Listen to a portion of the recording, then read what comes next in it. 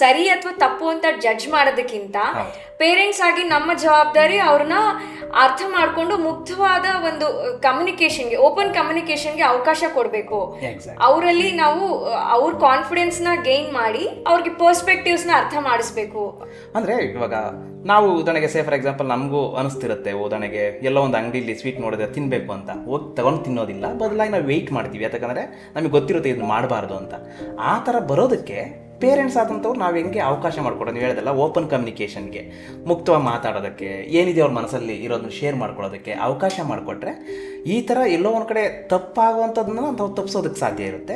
ಇದು ಬಂದರೆ ಅಂದರೆ ಒಂದು ರೀತಿಯಂತ ಹಿಡಿತ ಬಂದರೆ ನೆಕ್ಸ್ಟ್ ಅವ್ರು ಓದೋದ್ರ ಮೇಲೆ ಕಾನ್ಸಂಟ್ರೇಟ್ ಮಾಡೋದಕ್ಕೆ ಸಾಧ್ಯ ಇರುತ್ತೆ.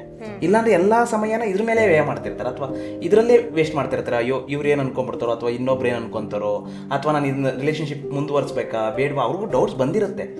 ಆದರೆ ಅವ್ರಿಗೆ ಕರೆಕ್ಟಾಗಿ ಗೊತ್ತಾದರೆ ಓಕೆ ನನ್ನ ಏಜ್ ಆದಮೇಲೆ ನಾನು ನಿರ್ಧಾರ ತೆಗೆದುಕೊಳ್ಳೋದಕ್ಕಾಗುತ್ತೆ ಅಂತಂದರೆ ಆವಾಗ ಚೆನ್ನಾಗಿ ಅವರು ಒಂದು ರೀತಿಯಂಥ ಫೋಕಸ್ ಮಾಡೋದಕ್ಕೆ ಮತ್ತು ಅವರು ಕೆಲಸದಲ್ಲಿ ಅಂದರೆ ಅವ್ರು ಏನು ಮಾಡ್ತಾರೋ ಅದನ್ನು ಕಂಪ್ಲೀಟ್ ಮಾಡೋದಕ್ಕೆ ಸಾಧ್ಯ ಇರುತ್ತೆ. ಸೊ ಬೈಯೋದು, ಹೊಡೆಯೋದು ಅಥವಾ ರಿಸ್ಟ್ರಿಕ್ಟ್ ಮಾಡೋದು ದಾರಿ ಇಲ್ಲ.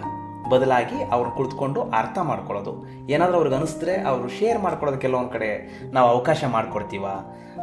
ನಮ್ಮದು ಒಪಿನಿಯನ್ ಇರಬಾರ್ದಲ್ಲಿ, ನನಗೆ ಹಿಂಗೆ ಅನಿಸುತ್ತೆ, ನೀನು ಈ ಥರ ಮಾಡಿದ್ರೆ ಸರಿ, ಈ ಥರ ಮಾಡಿದ್ರೆ ತಪ್ಪು ಅನ್ನೋ ದೃಷ್ಟಿಕೋನದಲ್ಲ, ಅವರಿಗೆ ಅರ್ಥ ಮಾಡಿಸೋ ನಿಟ್ಟಿನಲ್ಲಿ ನೋಡಬೇಕಾಗುತ್ತೆ.